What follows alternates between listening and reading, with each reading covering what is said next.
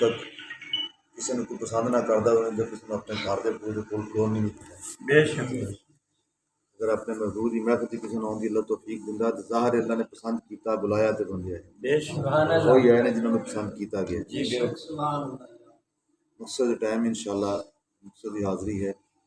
پڑھنے پاک کی چھوٹی آیت مبارکہ پڑھی ہے جس کے اندر اللہ ان اولیاء اللہ لا خوف علیہم ولا هم يحزنون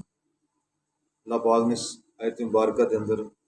دو حرف لگائے نے ایک حرف تنبیہ ہے ایک حرف تحقیق ہے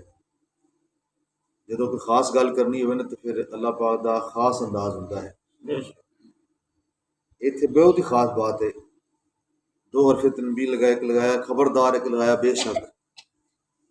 اللہ خبردار انا بے شک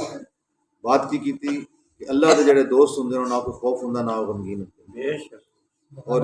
کس طرح اللہ پاک دا ساڈے تے فضل ہے سانوں بہت سارے لوگ اعتراض کرتے ہیں تسی 11ویں مناندے ہو قرآن جدا ثبوت ہے پہلے تے عقل دے بندے نے انہوں نے پوچھنا چاہیے کہ 11ویں سرکار دے دور تو لیکن 500 سال دے لگ بھگ بعد آپ پیدا ہوئے نے تو یہاں یہ ہے کہ ہر چیز کا اصول قرآن نے بیان کیتا ہے وہ اصول کی روشنی وچ اسی باقی کام کرنے ہیں قرآن نے اصول بیان کر دیتا کہ اللہ دے جڑے ولی ہوندے نہ کوئی خوف ہوندا نہ غمگین ہوندے وہ دے واسطے انتخاب والے نے کی فرمایا 11واں پارہ 11واں رکوع 11ویں والا ذکر سبحان اللہ 11واں رکوع ہے